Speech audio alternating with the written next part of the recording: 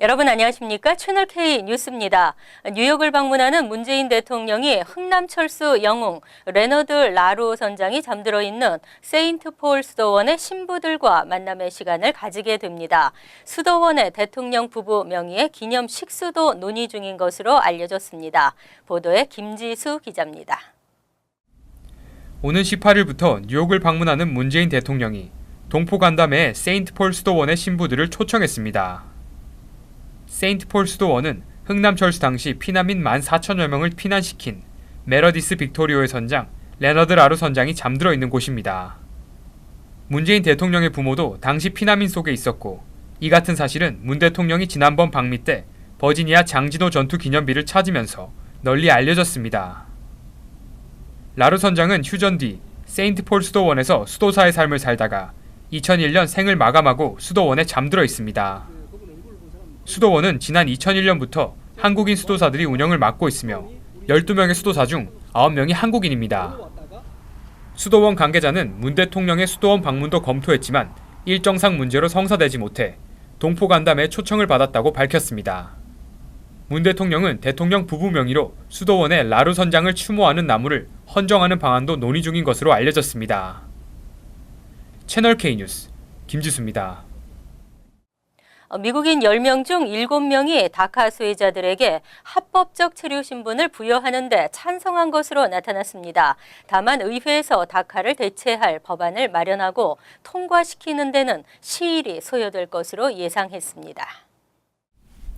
정치 전문 매체 폴리티코가 13일 발표한 여론조사 결과에 따르면 드리머들에게 합법 체류 기회를 마련해줘야 한다는 응답자가 73%로 집계됐습니다. 특히 이 가운데 53%는 드리머들에게 합법적 체류뿐만 아니라 시민권까지 허용해야 한다고 답했습니다. 19%는 시민권은 허용하지 않더라도 합법적 체류 신분을 허용해 추방되지 않고 미국에 계속 거주하도록 해야 한다고 응답했습니다. 하지만 연방의회가 6개월 이내에 다카를 대체할 법안을 통과시킬 것이라고 답한 응답자는 40%에 불과한 것으로 나타났습니다. 다카 폐지 결정으로 불법 체류자 출신 국가별 순위 7위, 다카 수혜자 국가별 순위 5위인 한국도 최대 만여 명의 불체 청년이 추방 위기에 놓이게 됐습니다. 트럼프 대통령은 다카 폐지 후 의회에 법안 마련을 촉구했습니다. 다카 폐지는 젊은 인재 손실, 이로 인한 경제적 손실이 4천억 달러에 달하는 것으로 알려졌습니다. 한편 다카 폐지 결정은 선거 공약도 지키면서 대체 법안 통과로 오바마의 업적도 지우겠다는 트럼프 대통령의 노림수로 풀이되고 있습니다. 한인들의 학력은 타인종보다 높지만 영어 구사력은 오히려 떨어지고 가구당 중간소득도 떨어지는 것으로 나타났습니다. 신규 이민자가 감소하면서 미국 내 한인 인구 증가도 최근 둔화세를 보이고 있습니다. 퓨 리서치 센터의 2015년 미국 내 아시안 현황에 따르면 한인 가구 중간소득은 6만 달러로 나타났습니다. 미국 전체 56,516달러보다는 많지만 아시안 평균인 73,060달러에는 크게 미치지 못했습니다. 2010년 5만 1,009달러보다는 증가했지만 당시에도 아시안 중간소득에 비해서는 낮은 수준을 보였습니다. 또 16세 이상 개인 중간소득은 3만 5천 달러로 아시안 평균에 비해 600달러가 적었고 풀타임 근로자의 개인 중간소득도 5만 달러로 아시안 평균에 비해 1,000달러가 낮았습니다. 미국 출생 한인 가구의 중간소득은 6만 8,900달러로 이민자 한인 가구의 중간소득보다 11,000달러가 더 많았습니다. 한인들의 인구 추이를 살펴보면 2000년 122만 8천 명에서 2010년 170만 7천 명으로 급증했으나 2015년부터는 증가폭이 둔화되고 있습니다. 반면 거주기간 10년 이상의 비율은 증가세를 보여 신규 이민자의 감소 현상을 나타냈습니다. 25세 이상 한인의 칼리지 이상 졸업률은 미 전체 59%보다 높고 아시안 전체 71%보다 높은 74%로 나타났습니다. 하지만 영어 구사가 유창한 5세 이상 인구 비율을 비교했을 때는 아시안 전체 평균보다 훨씬 낮았으며 성인의 영어 구사율은 58%에 그쳤습니다. 뉴욕주 정부가 규정을 지키지 않은 노인 시설 업체에 메디케이드 기금을 지급한 것으로 나타났습니다. 규정을 지키지 않으면 벌금 등을 물리며 규정 준수를 유도한다면서도 허술한 행정 관리를 드러냈습니다. 12일 연방감찰국 보고서에 따르면 뉴욕주는 규정을 제대로 지키지 않은 노인 및 장애인 환자 보조 지원 시설에 메디케이드 기금 총 14억 달러를 지급한 것으로 나타났습니다. 주정부 규정에 의하면 주정부 메디케이드 기금을 받으려면 환자 돌봄 기록과 계획안을 정부에 제출해야 합니다. 하지만 이들 기관들은 환자 관리 기록과 계획서 등을 제출하지 않았고 그럼에도 주정부는 메디케이드 기금을 지급한 것입니다. 제대로 확인을 하지 못한 것인지 또는 묵인한 것인지 명확하게 밝혀지지 않은 상황입니다. 환수를 하려 해도 관련 계약서에 환수에 대한 명확한 규정이나 절차가 명시돼 있지 않아 환수가 불가능한 것으로 알려졌습니다. 이에 대해 뉴욕 메디케이드 행정국 측은 보고서에 지적된 문제점들이 과장됐다는 입장을 밝혔습니다. 다만 서비스 제공 업체에 대한 관리, 감독, 개선 방안을 강구하고 있다고 밝혔습니다. 현재도 메디케이드 행정국은 규정대로 서류를 제출하지 않거나 절차를 따르지 않은 업체들에 대해선 벌금 등의 방법으로 규정 준수를 유도하고 있습니다. 일리노이주 쿠카운티에서 청량 음료세 부과를 놓고 행정당국과 음료업계가 치열한 공방을 벌이고 있습니다. 블룸버그 전 뉴욕시장이 청량 음료세의 지지와 지원을 아끼지 않으면서 논란을 키우고 있다는 지적입니다. 12일 시카고 언론에 따르면 시카고를 포함하는 쿡카운티가 지난달부터 설탕이나 인공 감미료가 첨가된 음료 1온스당 1센트에 특별 소비세를 부과하기로 하면서 논란이 불거지고 있습니다. 그런데 전 뉴욕시장 마이클 블룸버그가 청량 음료세 입법을 추진한 쿡카운티 선출직 공무원들의 재선을 지원한다고 밝혀 논란에 불을 지피고 있습니다. 비용 부담 적은 쿡카운티를 원하는 시민들이라는 정치행동위원회가 청량 음료세 입법을 주도하는 의원들을 낙선시키기 위해 경쟁 후보의 자금을 지원할 수 있다고 발표하자 블룸버그 전 시장은 이에 맞서 쿡카운티 청량 음료세 홍보를 위해 500만 달러를 지출했습니다. 블룸버그 전 시장은 이미 지난해에도 청량 음료세 입법을 추진한 샌프란시스코와 오클랜드에도 총 2천만 달러를 지원했습니다. 그는 뉴욕시장 재임 시절에도 16온스 이상 대용량 청량 음료 판매를 금지하는 규제를 시도한 바 있습니다.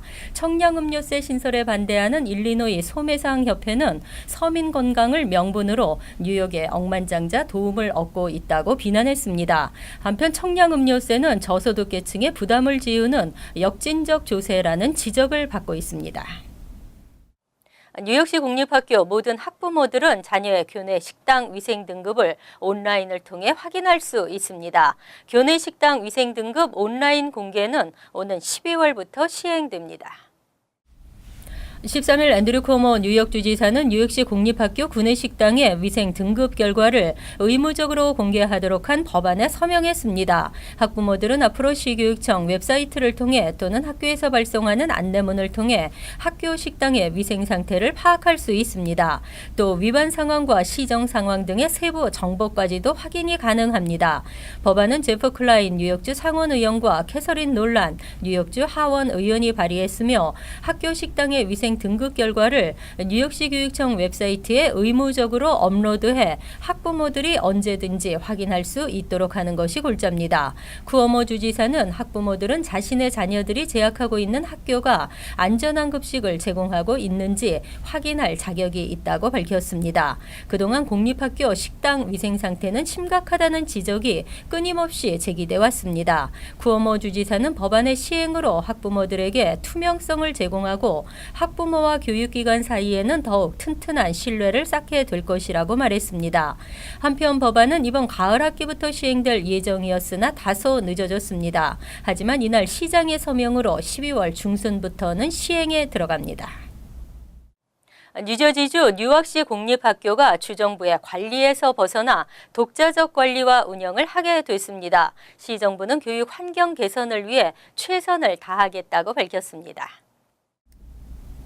13일 뉴저지주 교육위원회는 유학시에 대해 독립적으로 공립학교에 대해 관리할 수 있도록 하는 결의안을 표결에 붙여 가결시켰습니다. 지난 1995년부터 주교육위원회에 직접 관리와 운영 아래 있었던 유학시 공립학교는 이로써 22년 만에 모든 교육 예산과 시스템을 스스로 결정할 수 있게 됐습니다.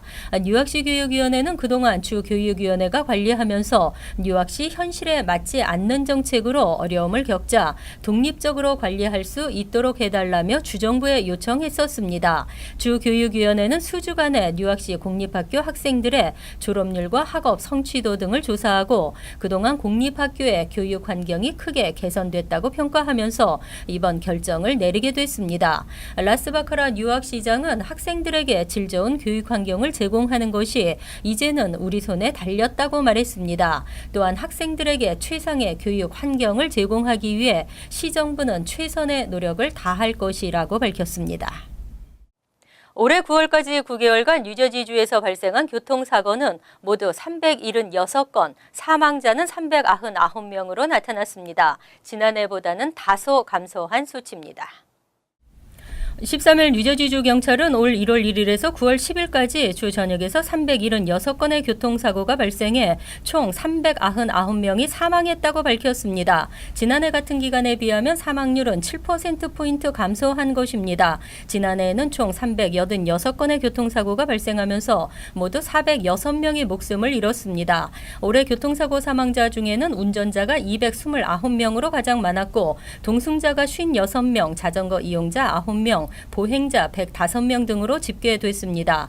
카운티별로는 오션 카운티에서 가장 많은 교통사고가 발생했고 사망자 역시 38명으로 집계돼 가장 많았습니다.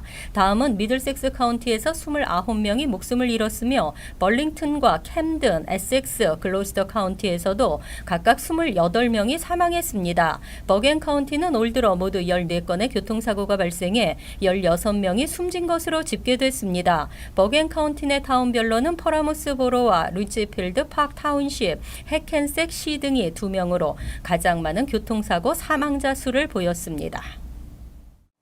이어서 LA 지역 한인사회 소식입니다. LA 카운티 공원의 위생상태 개선이 시급하다는 지적이 제기됐습니다. LA시 론 갤퍼린 감사국장은 LA 카운티의 공원 96개 중 40곳의 시설과 위생 등을 평가한 결과 화장실 등의 위생 상태가 대부분 심각한 수준이라고 밝혔습니다. 특히 LA 한인타운 인근에 위치한 메가더 공원은 늘어나는 노숙자와 많은 쓰레기 그리고 심각한 수준의 화장실 위생 상태로 전체 공원 가운데 가장 낮은 등급인 C-를 받았습니다. 반면 세플베다 블러버드에 위치한 웨스트우드 공원은 제일 높은 점수인 A-를 받았지만 이 공원 역시 화장실 위생 상태 개선이 필요하다는 평가가 나와 LA 카운티 지역 공원들의 위생 개선이 시급한 것으로 드러났습니다. 한편 갤퍼린 감사국장은 연방정부의 예산 지원 부족으로 지난 9년 동안 공원 관리 직원이 33% 감소했다며 공원 시설 개선을 위해 기금 모금 등 예산 확보가 선행돼야 한다고 덧붙였습니다. 유능한 한인 뮤지션을 발굴하기 위한 음악 경연대회가 해외 최초로 LA에서 열립니다. 엔터테인먼트사 유스타 미디어는 유재하 음악 장학회와 유재하 동문회와 함께 미국 대학이나 대학원에 재학 중인 한인 학생들을 대상으로 유재하를 잇는 싱어송라이터 뮤지션을 발굴하기 위해 LA 한인타운에서 유재하 음악 경연대회 미주 본선을 실시한다고 밝혔습니다.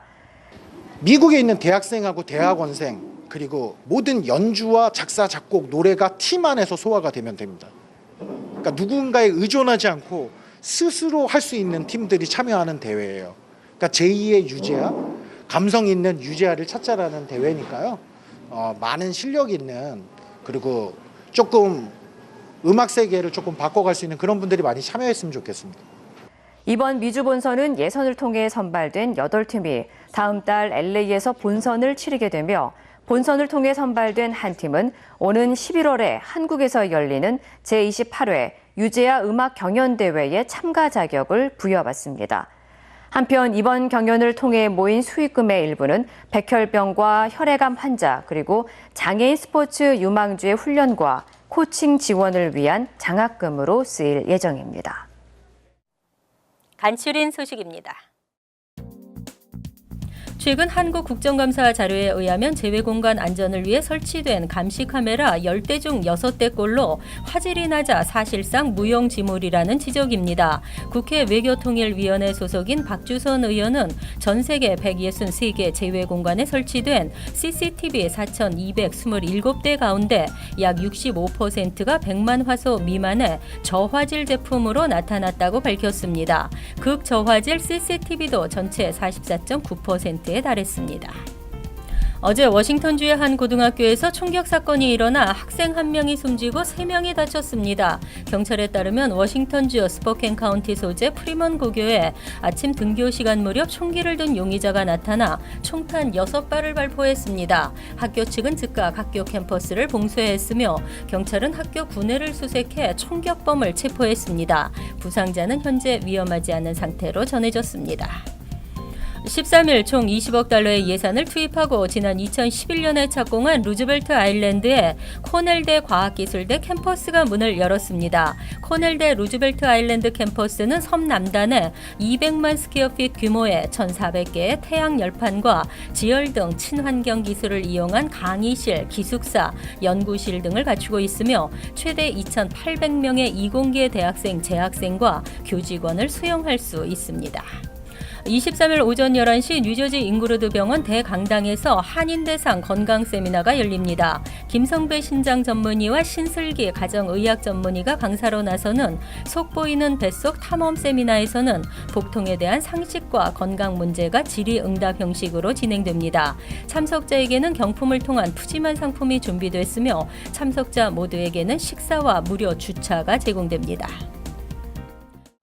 환율과 증권 소식입니다.